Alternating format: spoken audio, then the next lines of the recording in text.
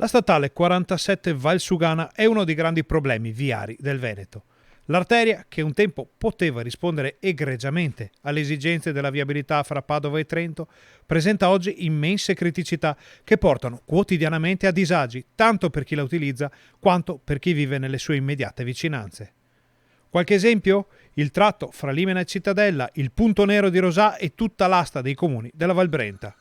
Ma ora c'è finalmente un progetto presentato a Venezia ai sindaci dei territori interessati, dall'assessore regionale alla viabilità Elisa De Berti e dal vicepresidente del Consiglio Veneto, Nicola Finco. L'idea è quella di dare una sistemata a tutto l'asse stradale, da Primolano fino a Limena, facendo riclassificare l'attuale tratto Limena-Cittadella, che attualmente è provinciale, quindi farla ritornare nelle mani di ANAS e fare una progettualità lungo tutto l'asse per superare le varie criticità.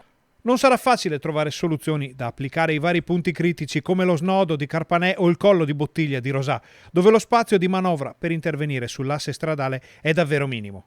Ma il primo passo è fatto, ora la parola spetta ai tecnici. Da gennaio partirà un lavoro attento sul territorio. Regione del Veneto assieme ad ANAS incontreranno i singoli sindaci, verranno fatti dei sopralluoghi per arrivare ad una vera e propria progettazione, in attesa poi che il governo metta le giuste risorse, le giuste finanze per dare una risposta concreta al territorio che da più di 40 anni aspetta una soluzione definitiva